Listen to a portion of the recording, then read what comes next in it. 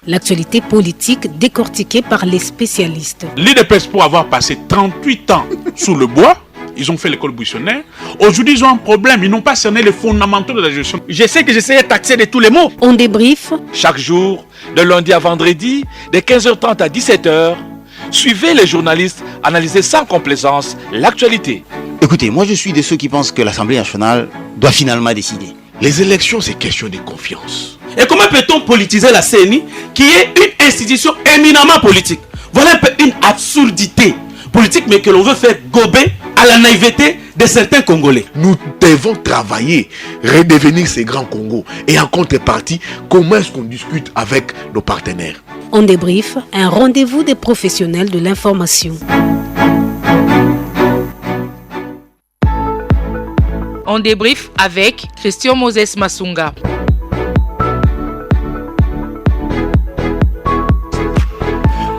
Bon après-midi à toutes et à tous et merci de votre fidélité à RTGA FM. Nous vous présentons toutes nos excuses pour ce retard, ce léger retard avec lequel nous débutons en débrief de ce lundi 29 mai 2023. Une émission réalisée et mise en onde par Berlin Tempo sous la coordination de Simon Kabamba. Redynamisation du partenariat entre la République démocratique du Congo et la Chine à travers les nouveaux accords économiques signés par les deux parties.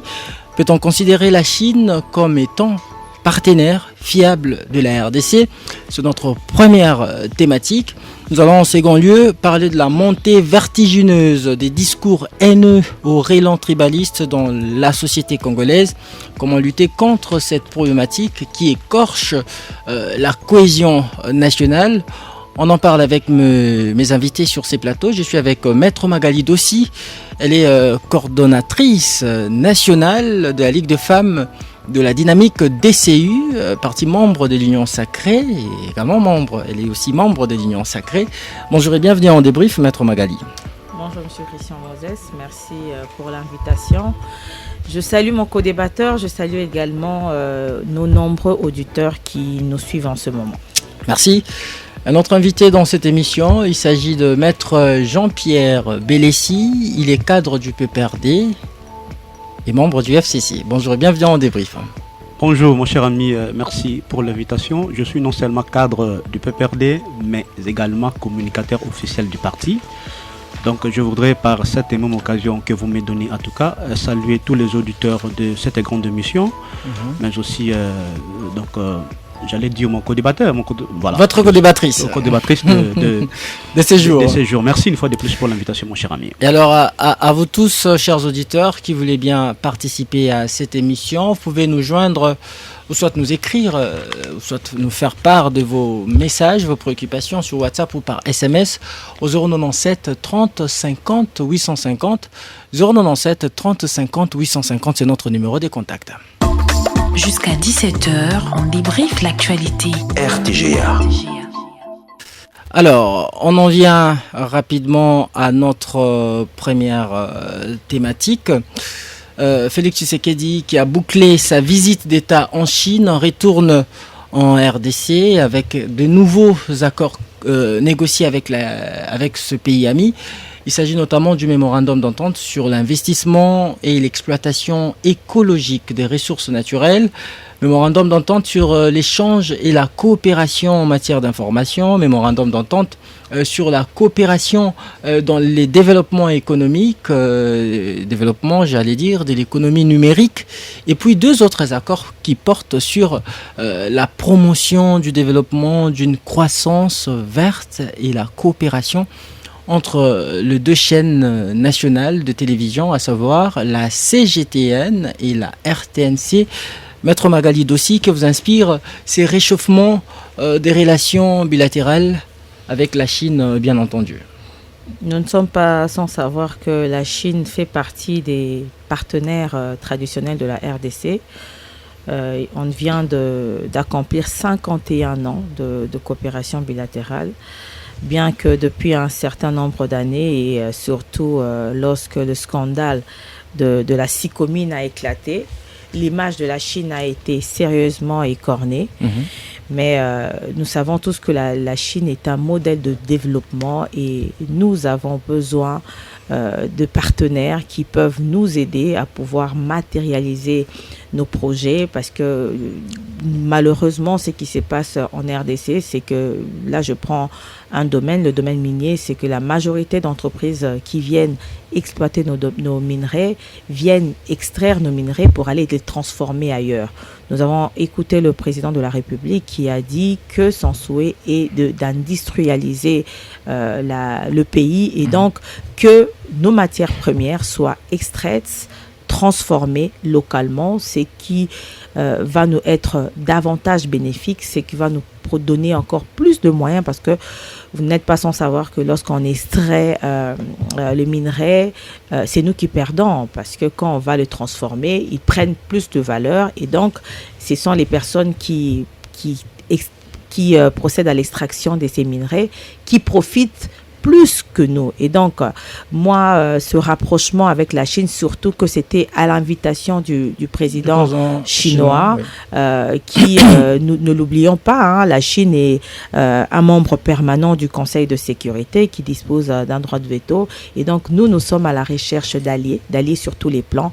Et donc, nous pouvons fermer la porte à aucun allié, à aucun partenaire. Nous avons des défis énormes à relever. Et donc, ces défis, nous ne pouvons les relever que en faisant de partenariats et en faisant des associations win-win qui seront profitables à la RDC et aux autres. Parce que dans le passé, malheureusement, les partenariats qu'on a eu à tisser n'ont pas profité à la RDC. Ça a profité souvent aux co-contractants, mais la RDC n'a fait que perdre. Et donc, il était question de redéfinir et de redynamiser nos relations afin que les deux parties puissent se retrouver dans cette nouvelle approche. Et sinon, vous êtes optimiste. Alors, comment entrevoyez-vous la mise en œuvre effective de ces accords? J'allais dire, la mise en œuvre effective de ces accords, est-ce que cela prendra beaucoup des jours, d'autant plus que ça semble avoir un caractère un peu futuriste, on n'a pas déterminé la période de l'implémentation de tous ces accords. Si vous avez suivi, je pense que le chef de l'État a donné un point de presse. Il a clairement spécifié que les choses vont aller vite. Il y a un nouvel ambassadeur de la Chine qui arrive très bientôt. Je pense qu'il arrive déjà, si pas cette semaine, la semaine prochaine.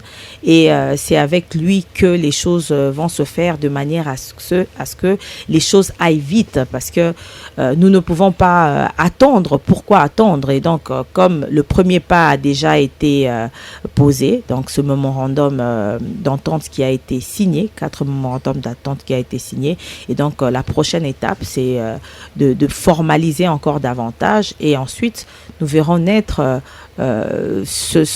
l'avènement de ce développement, de cette industrialisation que ce pays a tant besoin et que nous attendons tant. Merci Maître Magali, je vous redonne la parole.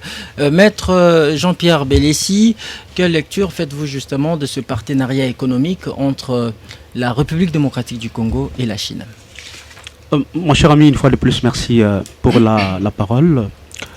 Je crois qu'avant de répondre concrètement à votre question, permettez-moi un tout petit peu, parce que j'ai entendu ma co-débattrice évoquer ici le point de presse du président de la République qu'il avait tenu devant la diaspora chinoise, congolaise chinoise, pardon. La communauté congolaise de Chine. Voilà. Il a évoqué un élément qui m'a beaucoup plus dérangé lorsqu'il traita le régime de 18 ans, que c'était un régime dictatorial. C'est quand même grave, parce que je ne peux pas comprendre que dans un régime dictatorial qu'on puisse assister à l'alternance politique et démocratique. D'ailleurs, mon cher ami, le président Félix est le premier plus grand bénéficiaire de ce régime de 18 ans. Parce que c'est ce régime de 18 ans qui a occasionné justement son élection, du fait que nous avons instauré la démocratie dans ces pays, et c'est pourquoi il a été élu comme président de la République. Je ne peux pas comprendre que dans une situation pareille, qu'on parle qu'il y avait un régime dictatorial dans notre pays. C'est quand même triste. Deuxième élément, il a une fois de plus évoqué la question de la répression policière, voyez-vous. Et vous savez très bien que M. Tshisekedi à Kinshasa ici, il avait en tout cas félicité la police, disant les éléments de la police, qu'ils ont fait un grand travail. Arrivé en Chine, il dit que cette police appartiendrait à Joseph Kabila, l'armée appartient à Joseph Kabila. C'est quand même contradictoire, voyez-vous, mon cher ami. Il a parlé des années... mais c'est grave. Des années passées. Mais c'est grave quand même, parce que vous savez que l'armée et la police sont apolitiques. Apolitique, c'est important. Mais comment est-ce qu'il peut prendre le luxe de dire que cette armée appartenait, ou la police appartient à Joseph Kabila? C'est quand même grave. Je pense que M. Tshisekedi doit porter la casquette d'un chef de l'État. Et il doit cesser de se comporter comme un militant d'un parti politique. Parce qu'il assume déjà les responsabilités ici au sommet de l'État. Et surtout que l'armée et la police sont les leviers du pouvoir. Et c'est lui qui est d'ailleurs le commandant suprême des forces armées et de la police. Donc voilà, c'est important. Bon, je reviens à la question. D'ailleurs, ça m'étonne, je vais chuter par là, parce qu'en fait, il avait fallu normalement, qu'il puisse, en tout cas, rencontrer le vraie question de la marche. Parce que c'est ça la grande question, parce que d'ailleurs pour moi, je pense que la question la plus importante ici, c'est celle de savoir si cette marche, elle était donc opportune. C'est ça la grande question. M. Tshisekedi n'a pas si démontré que la marche de l'opposition n'était pas opportune. Parce que déjà, les raisons de la marche sont plus que nobles, mon cher ami. Vous savez bien, je ne voudrais même pas vous les rappeler ici, c'est qu'on a dit qu'il faut marcher contre la vie chère, voyez-vous. Et d'ailleurs là-dessus, j'ai toujours pris...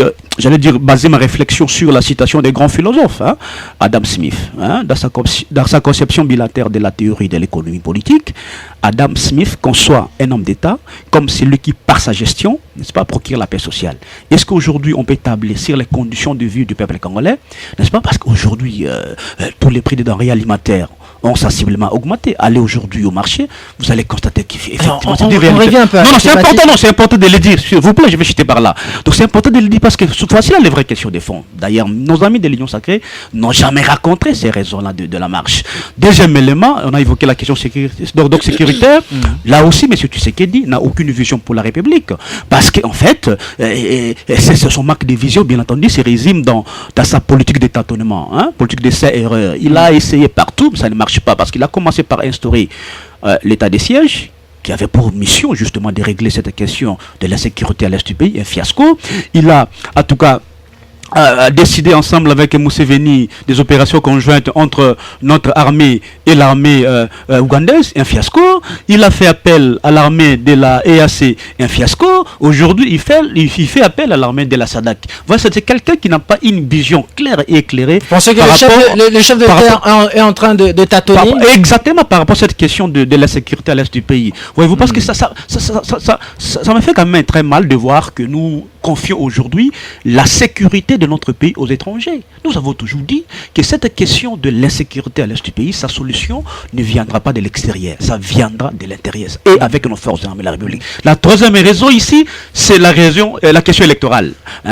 Donc, je n'aimerais pas que vous épuisiez votre temps d'antenne. Merci, je saute. À continuer à rencontrer les propos de votre débattrice. Revenons sur je reviens sur la thématique, c'est important quand même. Mais il était quand même important de préciser ces choses-là, c'est important, mon cher ami. Mais je reviens à la question de différentes signatures de contrats. Bon, en fait, déjà, il m'est difficile d'analyser ces contrats parce que nous ne savons pas les contenus. Voyez-vous, il faudrait que ces contrats, ces accords passent à l'Assemblée nationale pour que nous puissions, bien entendu, parce que c'est une obligation d'ailleurs constitutionnelle, pour que nous puissions en savoir un peu plus. Mais je reviens plutôt sur les points que j'ai entendus de la part de ma co-débattrice lorsqu'elle évoqua ici, j'allais dire, la question de la SICOMINE, le contrat qu'on appelle généralement les contrats chinois. Déjà, lui, elle est juriste, j'espère bien. Elle doit savoir que la nature juridique déjà de ces contrats, c'est un contrat, comme on appelle en droit, synalgmatique. C'est-à-dire c'est dit donnant-donnant. Voyez-vous. Et aussi ces contrats avaient une grande innovation, c'est que nous n'avons pas voulu assez qu'on nous apporte des liquidités. C'était sous forme d'un troc. Voyez-vous, le contrat a été évalué à 6 milliards de dollars. Voyez-vous, 6 milliards de dollars. Il y a eu 3 milliards qui étaient prévus pour les fonds d'investissement et 3 milliards qui étaient prévus pour la construction des infrastructures. Voyez-vous.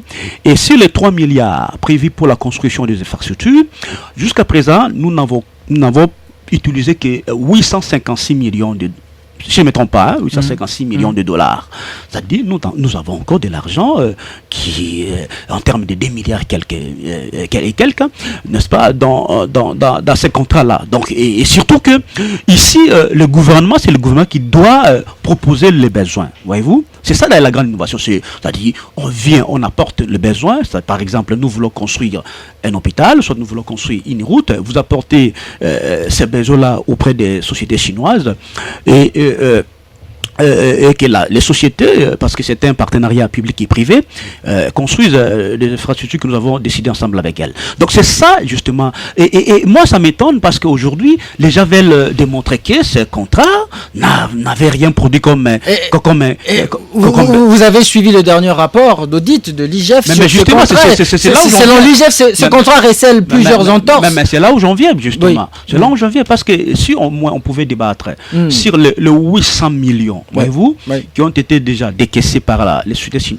chinoises et débattre en termes des infrastructures qui ont été déjà construites. Là, ça serait un débat intelligent et intéressant. Selon l'IGF, les entreprises chinoises ont déjà engrangé des bénéfices évalués à près de 10 milliards de dollars américains, tandis que la RDC n'a bénéficié que de 822 millions de dollars en termes d'infrastructures. Et pour l'IGF, il y a bradage, dilapidation de nos minerais dans ces contrats. Faux et archi-faux, ce sont des chiffres qui sont fantaisistes parce que vous avez suivi l'ambassadeur de la Chine qui a dit que ce sont des faux chiffres. C'est-à-dire ici nous ne pouvons pas vouloir en tout cas diaboliser la Chine. D'ailleurs moi ça me réjouit aujourd'hui parce que M. Tshisekedi a fait le tour du monde, il a fait plus de 350 voyages, 350, et qui nous a même pas amené un cambiste, permettez-moi, un cambiste polonais comme investisseur. Aujourd'hui il revient à l'évidence après avoir bien entendu diabolisé la Chine, d'avoir diabolisé, comme vous l'avez dit, les contrats chinois, parce que mon cher ami, permettez-moi,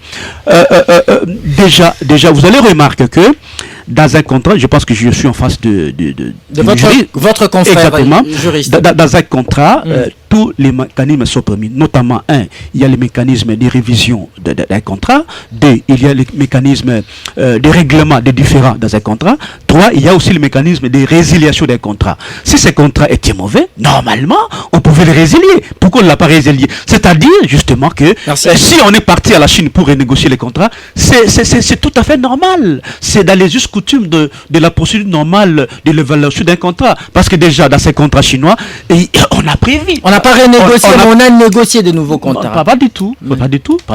C'est le même contrat, mais seulement qu'on a...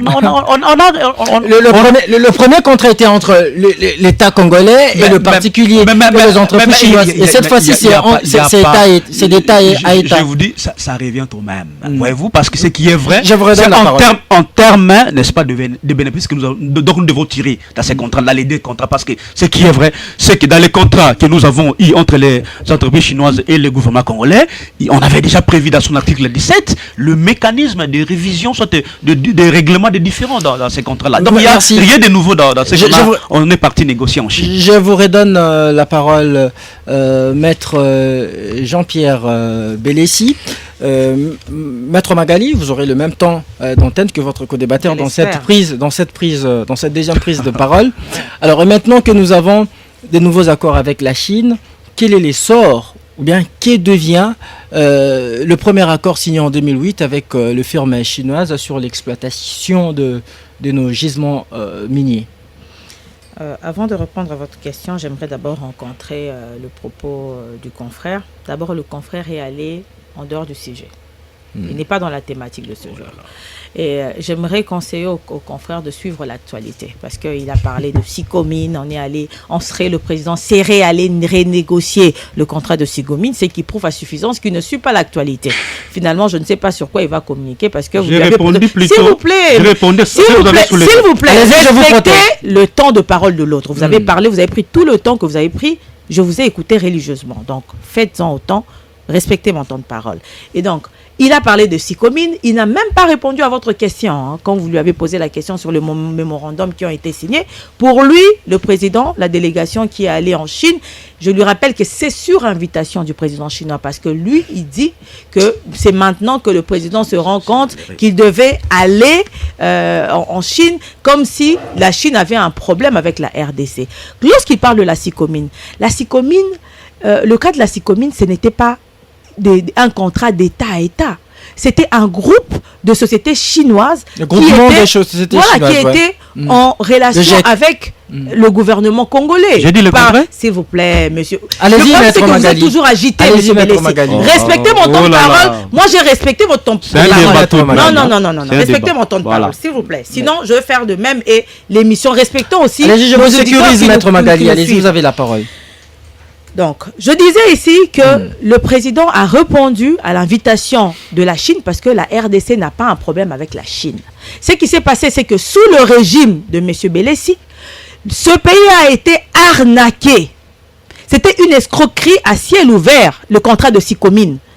Après les investigations menées par l'IGF, il s'en est découlé que la partie chinoise a eu 97% d'intérêt contre 3% d'intérêt de la partie congolaise. Et même lorsque la partie chinoise dit qu'elle a eu à construire des infrastructures à hauteur de 822 millions, il s'est avéré que c'était faux. Il y a eu surfacturation, il y a eu construction des infrastructures imaginaires. Ils ont cité un nombre d'infrastructures qu'ils auraient eu à construire. Il y a eu quand même des boulevards à Kinshasa, il y a eu des hôpitaux. À quel prix C'était surfacturé. Et la partie congolaise, c'est ce qui me fait mal. Quand je vois des Congolais qui sont en train de défendre, alors que nous avons perdu, la partie congolaise a perdu. Mais ils sont en train de défendre la partie chinoise qui a dupé la partie congolaise. La partie congolaise qui était censée suivre pour voir que la partie chinoise respectait ses engagements, parce que la partie congolaise a respecté ses engagements. Mais pourquoi les investigations de l'IGF ont été menées seulement partiellement, vais-je dire, du côté de la partie congolaise et non de l'autre partie? Mais le rapport est un rapport complet, est un rapport global. Ça n'a pas seulement été mené du côté de la partie chinoise. C'est qui a contexté l'autre partie d'ailleurs. Non. L'autre partie a contesté, mais on ne conteste pas verbalement. On conteste avec des preuves, parce que l'IGF vous produit des preuves chiffrées. Avec des chiffres à l'appui. Des preuves chiffrées. Oui. Donc c'est à la partie chinoise de produire. Si la partie chinoise a dit qu'elle a construit des stades à Bukavu, il faudra qu'on voie ces stades.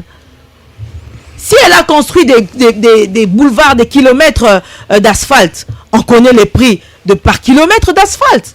Tout cela, il y a eu des failles côté congolaise, mais on s'est dit, c'est l'IGF a eu à dire, qu'il faudrait que nous puissions nous mettre sur la table et révisiter le contrat. Mais ce qui est malheureux, c'est que les Congolais agités, parce qu'ils savent ce qu'ils ont eu à faire, ils savent qu'ils ont eu à trahir le Congo, ils savent qu'ils ont eu à se servir personnellement et à tourner le dos à l'intérêt des Congolais et du Congo, ils commencent à s'agiter plus que même les Chinois. Lorsque vous voyez même la composition de la Sicomine, vous voyez un DG chinois, un DGA congolais. Les DGA ne gèrent pratiquement pas, même lorsque le DG est en déplacement. C'est une autre personne qui assure l'intérim, un Chinois. Le directeur financier, c'est un Chinois. Et qu'est-ce qu'ils font? Ils prennent nos minerais, ils le revendent à une autre société chinoise à un vil prix. Et c'est cette société chinoise qui va revendre maintenant aux prix internationaux. Et donc, nous perdons à tous les niveaux. Et donc, ici, il n'est nulle question de la Sicomine, parce que le président n'est pas allé, j'informe à mon co-débatteur que le président n'est pas allé pour discuter sur la Sicomine. Bien au contraire, il a accepté de répondre à cette invitation, parce que c'était une occasion qui était donnée à la République chinoise de redorer son image. Parce que les Congolais qui ont suivi les révélations de la Sicomine ont mis la Chine dans le même bain que ce groupe ce groupement d'entreprises, alors que la Chine n'était pas signataire d'accord avec la RDC. Et donc, une occasion nous est donnée de pouvoir mettre nos atouts ensemble pour que ces atouts profitent à la Chine et profitent au Congo. Il dit, s'il vous plaît, il a eu à parler de la sécurité, il a eu à parler de la répression de la marche en disant que ce pouvoir prétend que le pouvoir de Kabila était un pouvoir dictatorial. Mais on ne prétend pas le pouvoir de Kabila était un pouvoir dictatorial. Nous avons connu des répressions sanglantes.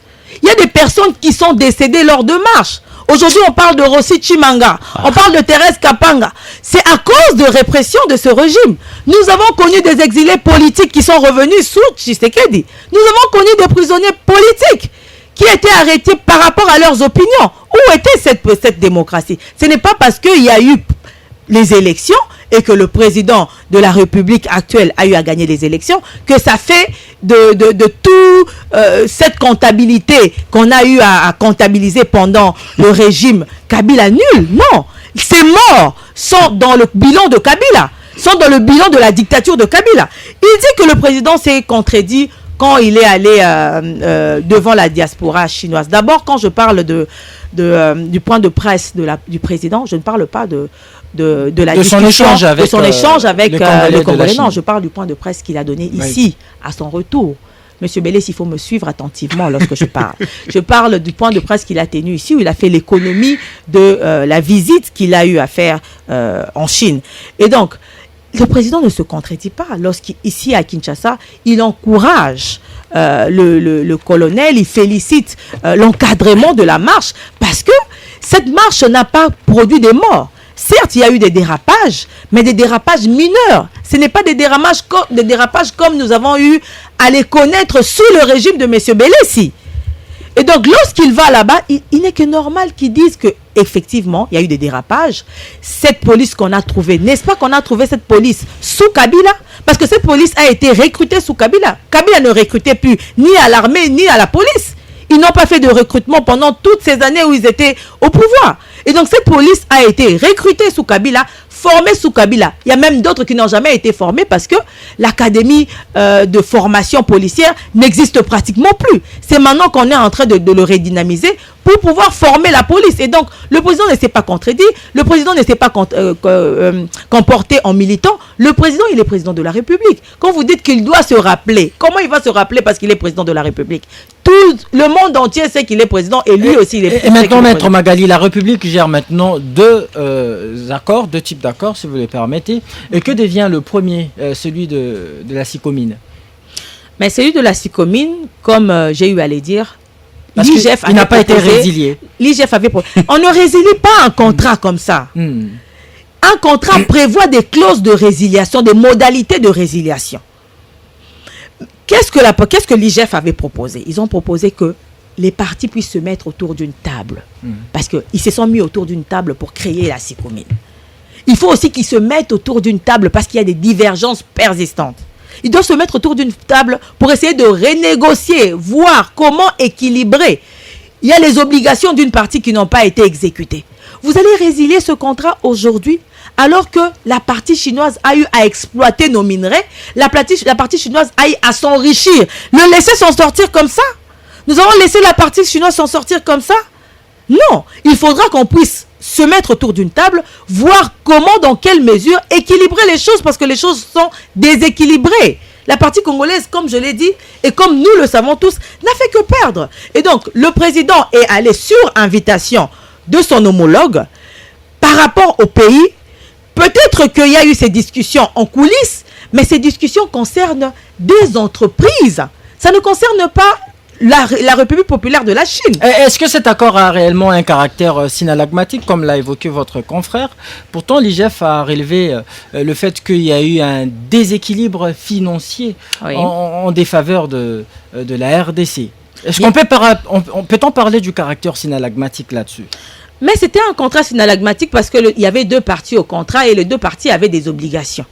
Malheureusement, la RDC a respecté toutes ses obligations. La partie chinoise n'a pas respecté ses obligations. Il a respecté, je peux dire, en partie. Peut-on dire que de manière minime. La RDC a été roulée. La RDC a été... Mais quand je parle d'escroquerie à ciel ouvert, c'est ça, la RDC a été dupée, a été roulée. Vous chutez maintenant. Et ce sont quelques individus, quelques représentants qui ont représenté la RDC qui se sont enrichis et ont décidé de fermer les yeux, tourner le dos aux intérêts de la RDC au profit de leurs intérêts personnels, et ces sociétés chinoises, eux, se sont enrichis. Et donc, il est question, j'espère vraiment que dans les jours à venir, c'est ce qui va se faire, que la partie congolaise et la partie chinoise puissent se mettre autour d'une table, et afin d'essayer d'équilibrer les choses qui ont été pendant longtemps déséquilibrées. Merci Maître Magali Dossi. Je rappelle que vous êtes cadre de la dynamique Congo Uni, DCU, Davidi Echimanga. Vous êtes coordonnatrice nationale de la Ligue de femmes, un parti membre de l'Union sacrée de la nation. Alors, Maître Jean-Pierre Bellessi, le voyage du chef de l'État en Chine augure quand même une lueur d'espoir pour les Congolais, n'est-ce pas? Vous savez, le chef de l'État s'est fait balloter, si on peut le dire, par les États-Unis d'Amérique via son ambassadeur qui était ici. Il l'a emmené aux États-Unis et rien n'a produit entre les relations diplomatiques entre les États-Unis et la RDC. Et quand même, lui-même, il a fait les déplacements, cette fois-ci en Chine. Il y a quand même de la garantie. Soit je vous pose cette question, quelle est la garantie de ces voyages selon vous? Mon cher ami, je crois que vous allez également m'accorder le même temps d'antenne que vous avez accordé à ma co-débattrice. C'est important parce qu'elle a fait 17 minutes. La prise de parole est équitable. Oui, j'ai bien regardé ma montre. Elle a fait c'est moi qui gère c'est moi qui ai la police du débat et je sais comment. Bon, en fait, déjà, je voudrais rassurer ma co-débattrice ici que je ne me suis pas contredit parce que, je vous ai dit que j'avais voulu soulever, rencontrer quelques points que M. Tshisekedi avait soulevé lors de son point de presse en Chine, parce qu'il a traité le régime de 18 ans que c'était un régime dictatorial. Et je l'ai raconté là, on lui démontra le contraire, parce que je vous ai dit ici que lui-même c'est le plus grand bénéficiaire de ce régime. C'est important. J'ai entendu encore ici des choses, mon cher. Déjà, je voudrais ici vous rappeler les contextes de la signature de ce commune. Parce que déjà, de la commune, parce qu'en fait, nous étions dans un contexte tellement particulier. Vous savez que la GECAMINE avait une dette de plus ou moins 14 milliards. Je dis bien 14 milliards, légués par le régime de Mobutu. Et nous avons fait le tour du monde pour chercher des investisseurs. Et il n'y a aucun investisseur qui avait accepté de venir mettre son argent dans ces conditions pareilles. Personne n'est venu. Mais il n'y avait que ces sociétés chinoises qui avaient accepté de venir mettre l'argent dans cette société. Et aussi, je pense que les débats seraient intéressants si ma co-débattrice me démontrait, n'est-ce pas, que l'exécution de ces contrats-là, elle est en fait mauvaise. Ils sont dans les dilatoires. Je vous ai dit ici que jusqu'à présent, d'ailleurs, elle a mentionné les chiffres, il n'y a que 856 millions de dollars qui ont été utilisés jusqu'à présent. Est-ce qu'on peut débattre sur l'utilisation, n'est-ce pas, de ces 850 millions? Parce qu'elle dit ici sans rire qu'il y a des gens qui se sont bénéficiés de rien et que l'État n'a rien bénéficié. Le Congo n'a rien bénéficié. Déjà, je vais lui donner des éléments. Le boulevard du 30 juin, c'est le contrat chinois. Le boulevard Triomphal, c'est le contrat chinois. Le boulevard Lumumba, c'est le contrat chinois. L'université de Kindu, c'est le contrat chinois. L'hôpital du Cinquantenaire, permettez-moi, l'hôpital du Cinquantenaire, c'est le contrat chinois. L'hôpital du Cinquantenaire de Kisangani, c'est le contrat chinois. Les ponts Pozo, c'est le contrat chinois. Les ponts Luangue, c'est le contrat chinois. L'avenue 24 novembre, c'est le contrat de libération, contrat chinois. C'est-à-dire, je peux vous citer ici des infrastructures qui ont été construites sur base de ces contrats chinois. Voyez-vous? Alors, J'ai oublié l'avenir du tourisme, c'est important parce que... mais toutes ces réalisations, selon l'IGF, ne sont pas proportionnelles à ce qui a été contenu dans le contrat. Je pense que ma co-débattrice, c'est une juriste. Elle sait ce que c'est le principe du contradictoire. Voyez-vous, lorsque on mène une enquête, la moindre des choses, c'est de saisir la partie acquise adverse. C'est pourquoi donc je vous ai dit ici que la Chine n'avait pas été intéressée à cette enquête. Parce que si au moins il y avait la partie chinoise qui était aussi impliquée dans ces enquêtes-là, là on pouvait discuter normalement. Mais M. Alinguete a fait ses enquêtes personnelles et a abouti à ces chiffres-là. Est-ce qu'on peut donner du crédit à une enquête pareille? C'est pourquoi je vous ai dit ici que dans les contrats, il y a eu des clauses, je vous ai dit, l'article 17 de ce contrat-là, le mécanisme des règlements des différends. C'est-à-dire, si la partie congolaise, elle est lésée par rapport à l'exécution du contrat, bien entendu, il est de bonne loi qu'on puisse revoir là où les choses n'ont pas marché. C'est comme ça, ça s'est fait partout au monde. Mais pourquoi aujourd'hui on veut diaboliser ces contrats? Je ne comprends pas. Alors, il serait intéressant de nous démontrer que ce contrat-là a été mal exécuté. Ils sont dans les chiffres. Dites-nous, tel boulevard avait coûté autant et que normalement, cela devrait coûter autant. C'est comme ça qu'on fait un débat pour avoir des éléments probants. Alors, on se dit, non, il y a la surfacturation. Sur base de quel élément? Donnez-nous ces éléments, ça serait intéressant. Vous avez constaté la surfacturation sur quelle infrastructure? Ça serait intéressant. Ils sont dans les génériques. Non, il y a une surfacturation, il y a des gens qui sont enrichis. Je vous ai dit ici que les contrats chinois, c'est sous forme d'un troc. On a refusé qu'on nous amène des liquidités pour justement qu'il n'y ait pas... Vous avez donné des gisements miniers. Oui, pour qu'il n'y ait pas cette question de détournement de deniers publics. Voilà, c'est pourquoi je vous ai dit, c'est le gouvernement qui à chaque fois présentait, n'est-ce pas, son état de besoin en termes d'infrastructure. C'est comme ça que ce contrat a été exécuté. Mais alors, pourquoi? C'est selon l'IGF, les Chinois ont apporté, ils apportaient 68 millions de dollars américains et prêtaient à la GECAMIN 32 millions qu'elle a du reste remboursé avec des intérêts d'environ 10 millions de dollars par de retenues sur ces dividendes. Mais, mon cher, mais je vous ai dit ici que les principes du contradictoire n'avaient pas été respectés. Voyez-vous, moi j'aurais bien voulu qu'avant qu'on puisse publier ce genre d'enquête, il faut intéresser la partie adverse. Pourquoi on ne l'a pas fait? C'est ça la grande question. Pourquoi on ne l'a pas fait? Alors, donc moi je ne peux pas donner du crédit à une telle enquête. Si la Chine était intéressée, la partie chinoise était intéressée, je vous ai dit ici, vous avez suivi les propos de l'ambassadeur chinois qui avait contesté donc complètement ces rapports.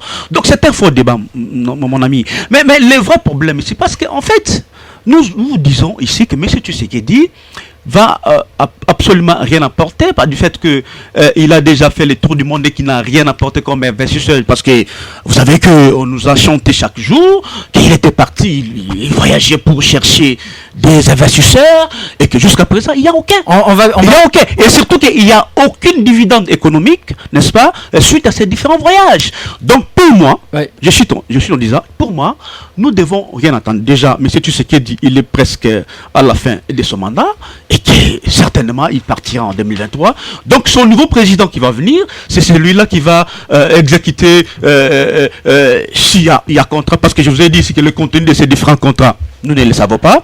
Il faudra que ces contrats-là viennent à l'Assemblée nationale. Je vous ai dit d'entrée de jeu ici que c'est une obligation constitutionnelle pour que l'on sache un peu plus du contenu de ces différents contrats que M. Tshisekedi a signé en Chine. Vous estimez que ces contrats, les clauses de ces contrats chinois a donné des résultats ou soit des effets escomptés? Certainement, mais il faut dire ici que jusqu'à présent, on n'a pas encore exécuté à 100% les contrats. Je vous ai évoqué jusqu'à présent, il y a encore plus de 2 milliards de dollars que nous avons et que sur le gouvernement de présenter son état de besoin pour que la partie chinoise puisse s'exécuter. Mais il faut aussi mentionner ici que l'exploitation proprement dite de ces contrats-là, ou soit des matières premières, a commencé en 2018. Est-ce que la Macron débat, c'est ça? C'est en 2018 qu'on a commencé l'exploitation proprement dite. D'ailleurs, la partie chinoise nous avait, j'allais dire, voyez-vous en lingala, emprunté. Bien même que le contrat puisse être exécuté. C'est une bonne foi. Mais je suis en disant parce que j'ai entendu ici Madame Magali revenir sur la dictature. C'est important parce que en fait, merci maître. Mais le régime de M. Tshisekedi, permettez-moi, je vais chuter par là. C'est un régime plus que dictatorial. Parce qu'aujourd'hui, toutes les règles constitutionnelles aujourd'hui sont malmenées. La démocratie, elle est remise en question. L'état de droit aujourd'hui, il est plus que poignardé. C'est-à-dire, n'est-ce pas, M. Tshisekedi, c'est un dictateur patenté et que si vous voulez que je vous démontre par son agir qu'il est véritablement un dictateur, je le ferai dans quelques minutes. Merci. Maître Magali, rapidement, je vous donne juste 2 minutes avant de prendre la pause.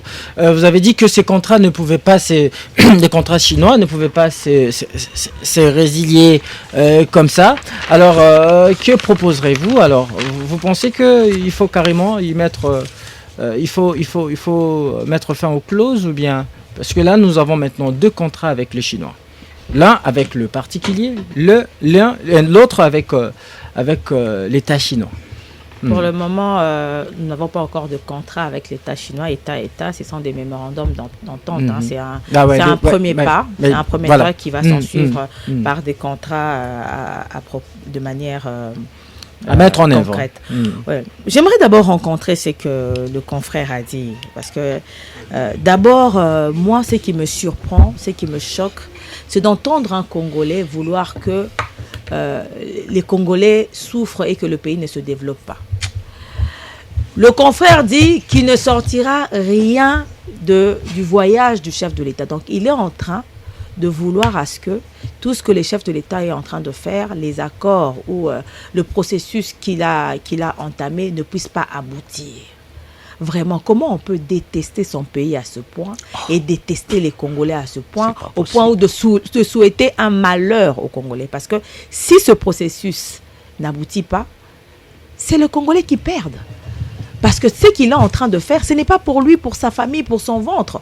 C'est pour le Congo et donc ça va bénéficier aux Congolais. Donc quand j'entends les Congolais, les personnes qui se disent Congolais, souhaiter que ce que le président est en train de faire, parce qu'il s'appelle Félix Tshisekedi, échoue, donc ils veulent que le Congo échoue. Il dit qu'il a parlé de 856 millions. On parle de la Sicomine qui ont été utilisés. Rapidement, maître, nous allons prendre... Je rappelle aux confrères que dans le rapport de l'IGF, l'IGF a parlé de 822 millions. Ouais. Que les Chinois ont dit qu'ils ont eu à injecter, ils ont eu en construction des infrastructures. Et il a cité un nombre de choses qui ont été construites. Il a parlé par exemple du boulevard Triomphal. Du boulevard Triomphal. Vous savez à combien le boulevard Triomphal a été estimé? À 36 millions de dollars. Oh là là. Il a parlé... Il y a apparemment contradiction il a parlé de l'hôpital du Cinquantenaire. L'hôpital du Cinquantenaire a été chiffré à 114 millions de dollars. Lorsque vous regardez l'hôpital du Cinquantenaire, cet hôpital a pu nous coûter 114 millions de dollars. Il a été aussi équipé. Il a été équipé à 100... Monsieur Moses, 114 millions de dollars. C'est pas possible ça. Il dit que l'IGF a eu à mener des enquêtes sans associer la partie chinoise. Mais comment l'IGF a eu les données? C'est parce que ces données ont été données par la partie chinoise. C'est pas possible ça. Beaucoup d'agitation toujours de la part des gens du PPRD qui n'a aucune leçon à donner.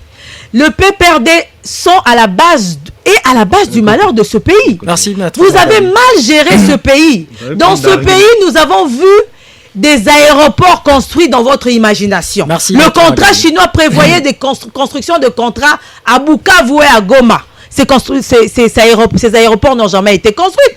Mais eux, ils ont dit que ces aéroports ont été construits et ça entre dans le total de 822 millions. Merci, Maître qu'ils auraient eu à débourser en termes d'infrastructure. Merci beaucoup, Maître Magali. Voir un Congolais qui est en train de défendre l'indéfendable, alors que c'est le Congo qui a perdu, c'est honteux. Merci beaucoup, Ils devraient avoir honte. C'est qu'ils défendent. La partie chinoise devrait avoir honte. Nous allons rendre l'antenne à la régie commerciale. Nous allons juste souffrir que je ne vous donne pas la parole parce que nous allons prendre notre pause et juste au retour, on va entamer notre deuxième thématique.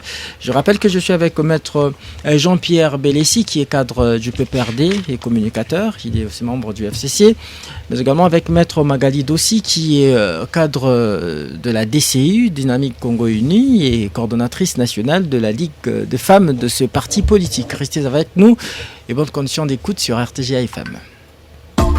Jusqu'à 17h, on débriefe l'actualité. RTGA. Nous sommes de retour dans ces studios bleu-blanc de RTGA FM. Vous êtes nombreux à nous suivre ici à Kinshasa, en province, et même en dehors de nos frontières. Et continuez à nous faire part de vos messages à notre numéro WhatsApp au 097 30 50 850 097 30 50 850. Il y a déjà des messages qui affluent notre standard. On va continuer, on va bientôt lire avant que nous puissions entamer. Après que nous ayons entamé notre deuxième thématique, rapidement, on en parle. On n'a pas assez de minutes. Maître Jean-Pierre Bellessi, on parle maintenant de la montée vertigineuse des discours haineux au élan tribaliste dans la société congolaise. Comment est-ce qu'on peut lutter contre ces fléaux qui écorchent, comme je l'ai dit à l'entame de cette émission, la cohésion nationale? On a suivi récemment, et même les acteurs politiques qui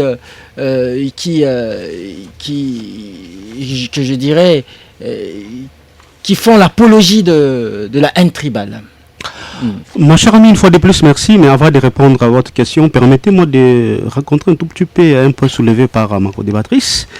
Lorsqu'elle dit que nous n'avons pas, nous avons tué le pays, parce que c'est la chanson de chaque jour en fait. Et c'est triste. Et moi je comprends tout simplement que ce sont j'allais dire des arguments classiques des incompétents, voyez-vous. C'est-à-dire, lorsqu'on n'est pas en mesure de gérer la République, on s'accroche au prétexte, non, Kabila n'avait rien fait. Et d'ailleurs, moi, j'allais dire, je suis choqué de constater cette rengaine négationniste qui consiste, bien entendu, à minimiser tous les résultats qui ont été enregistrés par la RDC sous la dispensation politique de Joseph Kabila de 2001 à 2018. Parce que Joseph Kabila, disons-le clairement, mon cher ami Moses, Joseph Kabila a trouvé ces pays en lambeaux, je dis bien en lambeaux, ensanglantés par la guerre. Je dis bien ensanglantés par la guerre. Voyez-vous? Donc nous avons connu dans ces pays 4 administrations, vous le savez. Je ne voudrais même pas refaire l'histoire. Mais il a obtenu non seulement la réunification de ce pays, sa pacification, mais également sa démocratisation. Alors, si on peut aujourd'hui faire une étude comparative des conditions dans lesquelles Joseph Kabila avait trouvé le pays et dans les conditions dans lesquelles il a laissé, est-ce qu'on peut faire cette étude-là, franchement? Vous voyez? Parce que Joseph Kabila a trouvé une situation de non-État, mais il a laissé un État républicain avec toutes les institutions, avec une armée, avec une police, avec une économie. Mon cher ami, c'est important. Vos adversaires politiques, vous savez, ceux du pouvoir, ils disent qu'ils ont hérité d'un État désarticulé, un État... Le pays, ils ont hérité du pays... C'est ce que j'ai dit. Le pays dans un État d'ingouvernabilité. C'est ce que j'ai dit, que ce sont là des arguments classiques des incompétents, mon cher ami. Vous savez, lorsqu'on aspire à gérer la République, on a déjà eu à faire les diagnostics. Et on a son programme à exécuter. Donc, le bilan de M. Tshisekedi, c'est ce que Kabila n'a rien fait. C'est-à-dire qu'il n'a rien proposé. C'est extrêmement grave. Lorsqu'on vient pour changer, il ne faut pas oublier les slogans de l'UDPS, le peuple d'abord. Mais aujourd'hui, ce n'est pas le peuple d'abord, ce sont les voyages d'abord. Aujourd'hui, c'est le détournement qui est devenu monde de gestion. Dites-moi, est-ce le projet initié dans le cadre de ce gouvernement de l'Union sacrée, dans lequel vous n'avez jamais entendu la question de soit le rumeur de détournement? Tous tous les projets. Le chef de l'État est venu avec la gratuité de l'enseignement. Mais mon cher ami, la gratuité. Il a mis en œuvre. C'est une grande réforme d'ailleurs. Ce qui est prévu dans la Constitution. L'article 43 d'ailleurs, vous le mentionnez. Mais mon cher ami, c'est bien beau d'établir sur la quantité. Est-ce qu'on peut discuter sur la qualité de l'enseignement aujourd'hui? La qualité de l'enseignement, c'est un élément important. Vous voyez-vous? Au moins, ça a été un ouf de soulagement. Mais cette gratuité est venue détruire totalement l'éducation de nos enfants, mon cher ami. Merci, maître. Totalement. Ça dit, ce domaine-là, mon cher ami. Merci. Je vous informe on a passé que la gratuité, c'était une volonté politique de Joseph Kabila de mettre ça dans la Constitution. Ça, c'est un élément. De deux, il faut aussi dire ici que la gratuité sous Joseph Kabila était gratuite dans certaines provinces. L'école publique était déjà gratuite dans certaines provinces. C'est-à-dire, nous l'amenions cette gratuité d'une manière graduelle. C'est important. Mais je reviens à la question que vous avez posée. Rapidement, parce qu'on n'a pas assez de temps. Vous parlez du tribalisme, mon cher ami. Mais le constat malheureux que nous faisons aujourd'hui, d'abord, c'est que c'est sous régime de M. Tshisekedi que nous constatons véritablement la montée de cette question du tribalisme. Et je l'ai toujours dit, qu'aujourd'hui, c'est M. Tshisekedi qui a instauré la République des antivalaires. La République des antivalaires. Aujourd'hui, mon cher ami, le détournement, il est devenu, j'allais dire, mode de gestion de ces régimes. Deux, la jouissance de ces régimes.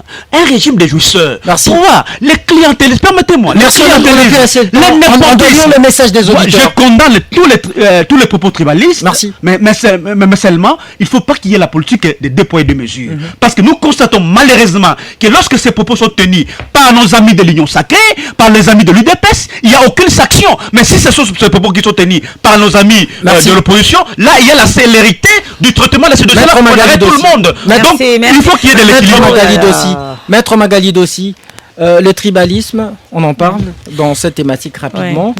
Ça semble élire domicile. Et comment en venir à bout? Comment y mettre fin? Avant de répondre à cette question, j'aimerais rencontrer rapidement ce que Maître Belessi il nous reste très peu de temps devant lire le message de l'auditeur. Il dit que souvent, ce que le régime est en train de dire ou les pro-régimes sont en train de dire, c'est par manque d'arguments, par incompétence. Mais j'aimerais lui rappeler ici qu'ils ont eu à gérer ce pays pendant 18 ans. Quel a été leur impact dans les domaines de la santé, dans les domaines de l'éducation? Quelles sont les infrastructures qu'ils ont laissées pendant plus de 18 ans? Qu'est-ce qu'ils ont fait pour les enseignants? Ils ont laissé ces enseignants parce qu'il est en train de décrier en disant que la gratuité, oui, mais pour quelle qualité d'enseignement? Mais qu'ont-ils fait pour cet enseignant? Quelle était la condition salariale de l'enseignant?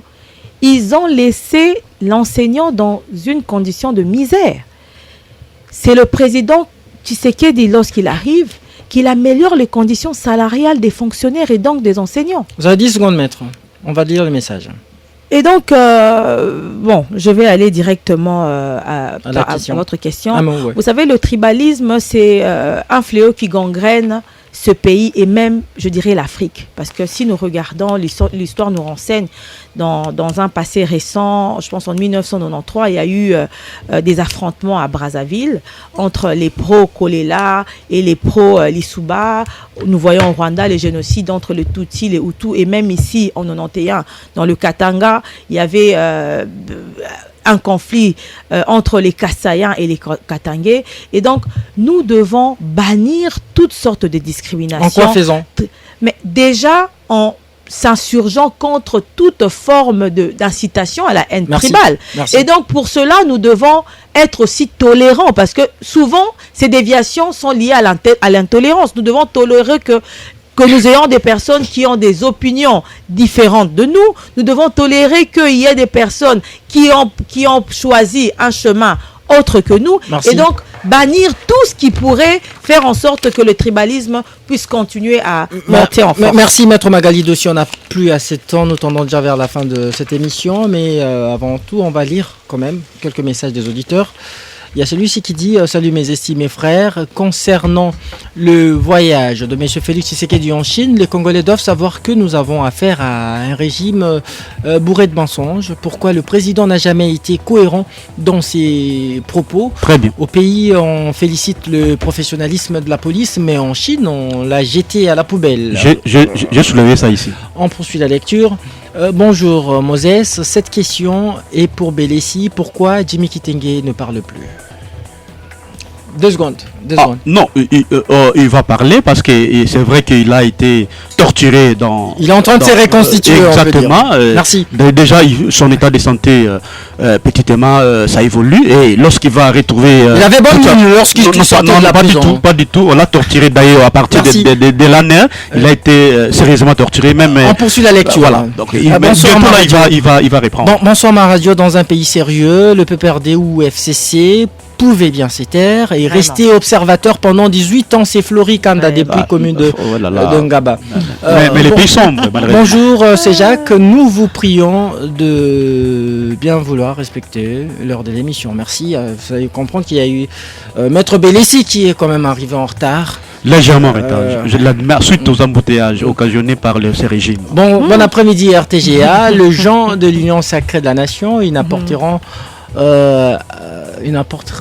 un message un peu compliqué que je ne sais pas déchiffrer. Bon, il faut lire, c'est important. C'est un peu compliqué. Salut chers confrères journalistes et les invités. Le chef de l'État est allé renégocier les contrats chinois signés par l'État congolais et le privé. Maintenant, il renégocie avec l'État populaire de Chine. Comment un contrat signé avec le privé peut être renégocié? Ce n'est pas le cas. Ce n'est pas le cas. Bonjour RTGA, M. Kabouya doit savoir que l'actuel régime n'est pas combattu car le président de la République est Moulouba, mais il est combattu par la majorité du peuple congolais pour sa mauvaise gouvernance. Son bilan négatif, c'est important. Autre message. Bonsoir ma radio. Voilà. Bonjour ma radio, c'est Philippe Bongama depuis Kisangani. Nous avons le regret de vous annoncer depuis un mois que la RTGA n'est pas bien captée. Je crois notre équipe technique est à pied d'œuvre. On y travaille.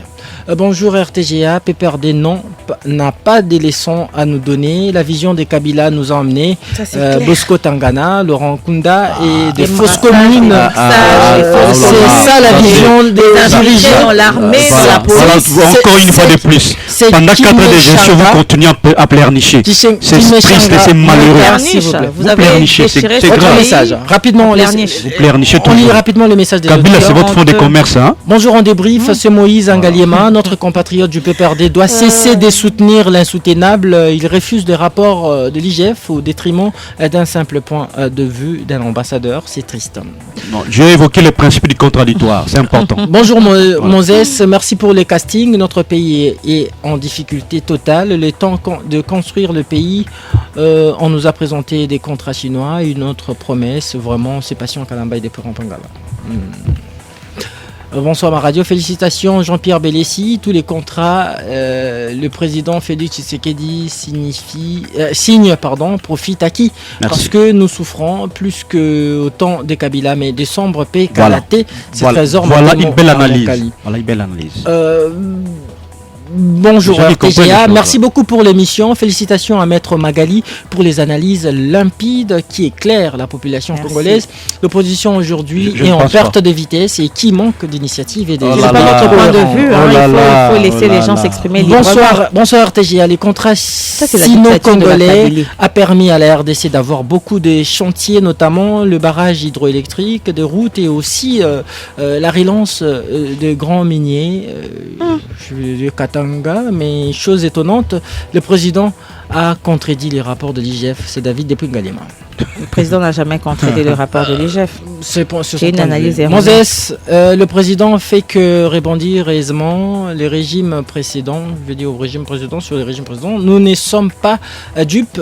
Que pense Maître Magali? 18 ans qu'on a eu à louper sans rien faire avec FCC et voici un nouveau record de perte avec l'UDPS au pouvoir. Il n'y a aucune perte, il y a plusieurs actions concrètes qui ont été faites depuis l'avènement de des présidents au pouvoir. Nous parlons de la gratuité, nous parlons de routes, de l'augmentation de la desserte en eau, en électricité. C'était le message de Fiston depuis qu'il vivez sur notre planète. On poursuit un peu. Vous vivez sûrement sur notre planète. La Kabylie est dépassée. Le PPRD est en train de vous n'avez rien fait, madame. Vous n'avez rien foutu au peuple congolais. Dehors en 2023. Laissez-nous mais vous êtes déjà dehors. Dehors en 2023. Vous êtes déjà dehors. Vous n'avez même pas le droit de parler. Madame doit savoir que Chilombo est dans le pas de Kabila. Si Kabila avait jamais. Non, c'est le jour et la nuit. C'est le jour et la nuit. C'était les derniers messages. Un message un peu kilométrique, on ne sait pas tout lire. Kabila, c'est la rationalité. L'irrationalité. L'émission est terminée. L'émission est terminée. Merci de. Ce régime, c'est la médiocrité. Merci, Maître Bélessi. Merci. Je vous retire la parole. L'émission est terminée. Merci à vous, chers auditeurs, de nous avoir suivis. Cette émission a été réalisée de main de maître par Berlin Tempo, sous la coordination de Simon Kabamba. Et Christian Moses Massunga qui vous parle était à la présentation. Merci de votre fidélité. Restez avec nous et bonne suite de nos programmes. À très vite. Jusqu'à 17h, on débriefe l'actualité. RTG.